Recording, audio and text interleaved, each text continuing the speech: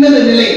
குடும்பத்தில் எல்லோரும் சந்திக்கக்கூடிய ஒன்றுதான் மரணம் என்ற ஒரு பிடி, மௌத் என்ற செய்தி எல்லா வீட்டிலும் இருக்கு. எந்த வீடும் மரணத்தை அடையாத வீடு உலகத்தில் கிடையாது. அப்படிப்பட்ட ஒரு தருணத்தில் உம்மு சுலைம் ரலியல்லாஹு தஆலா அன்ஹா அவர்கள் தன் இல்லத்தில் தன் பிள்ளைக்கு மரணம் ஏற்பட்ட பொழுது தன் வீட்டில் பிள்ளையை வைத்துவிட்டு, மரணித்த பிள்ளையை வைத்துவிட்டு கணவனுக்கு செய்ய வேண்டிய கடமை செய்து முடித்துவிட்டு காலையில் இந்த தகவலை சொல்கிறார் என்றால் அந்த ஈமானை வலுவ பாருங்கள். அல்லாஹ் இப்பொறுமை இன்னமாய் வஃபஸ்ஸாபிருன அஜ்ரும் பிகைரி ஹிசாப்.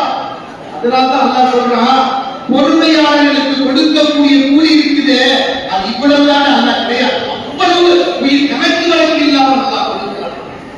உண்மையிலேயே நாம் பொறுமையின் உச்சக்கட்டத்தை நாம் தெரிந்து கொள்ள வேண்டும் என்றால் இந்த சஹாபி பெண்மணியினுடைய முன்மாதிரி நம்முடைய உள்ளத்தில் பதியும் என்றால் நம்முடைய நாவு சோதனை ஏற்படும் பொழுது தீய வார்த்தைகளை கொண்டு பேச மாட்டோம், தீய காரியத்தை நோக்கி செல்ல மாட்டோம், அல்லாஹ் ரசூல் வழிகாட்டாத தவறான பாதையை நோக்கி பயணிக்க மாட்டோம். எப்பொழுதும் நினைவு கூறக்கூடிய விஷயம்